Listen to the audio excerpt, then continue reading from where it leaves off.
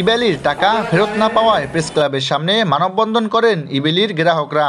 তারা বলেন, ইবেলির সিইও মোহাম্মদ রাসেল এবং ইবেলির চেয়ারম্যান শামীমা নাসরিনকে বিদেশ গমনে নিষেধাজ্ঞা ও ইবেলির আটকে থাকা গেটওয়ে সহ সকল টাকা ফেরত চাওয়া সহ ভুক্তভোগীদের ঢাকায় আসার আহ্বান জানান আন্দোলনকারীরা। ভুক্তভোগীদের অভিযোগ, ইবেলির টাকা ফেরত না পেয়ে অনেক গ্রাহক আত্মহত্যা করেছে। অনেক বাবা তার সন্তানকে চিকিৎসা করাতে পারেনি। ইবেলি প্রতিষ্ঠানের টাকার জন্য আমাদের কয়েকটা ভাই ইন্তেকাল করেছেন, সুইসাইড করছে। আমার ছেলে গত ফেব্রুয়ারিতে বিনা চিকিৎসায় মারা গিয়েছে। আমার ছেলে হওয়ার পরে আইসিইউতে 27 দিন ছিল। রাসেল সাহেবকে অনেক অনুরোধ করেছিলাম, কিন্তু রাসেল সাহেব কোনো অনুরোধ আমার রাখেনি। গত 4 বছর আগে আমি ইবেলি ই-কমার্সে কিছু প্রোডাক্ট পারচেস করি, কিন্তু আমি বিগত 4 বছর ধরে অপেক্ষা করেও আমার কোনো প্রোডাক্ট এবং কোনো টাকা এখন পর্যন্ত ফেরত পাইনি।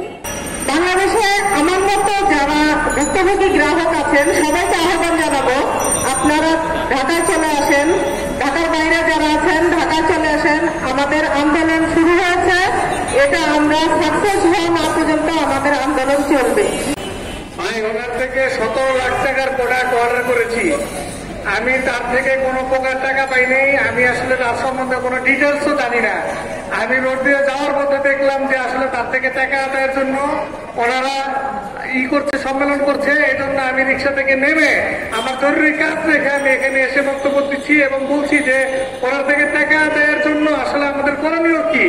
মানববন্ধনে ভুক্তভোগীরা আরও বলেন, ভোক্তা অধিদপ্তরে অভিযোগ জানালেও সেই অভিযোগের কোনো নিষ্পত্তি হয়নি, বরং বাণিজ্য মন্ত্রণালয় নতুন গণবিজ্ঞপ্তি প্রকাশ করে অনলাইনের মাধ্যমে অভিযোগ নিয়ে নতুন খেলা রচনা করে। আমরা ইবেলিতে পণ্য কেনার জন্য টাকা প্রদান করি, কিন্তু দীর্ঘ 4 বছর যাবৎ এই প্রতারক রাসেল আমাদেরকে বিভিন্ন সময়ে পণ্য না দিয়ে আমাদের থেকে টাকাগুলো পাচার করে দিচ্ছে, আমাদের থেকে টাকা নিয়ে বাইরে পাচার করে দিচ্ছে।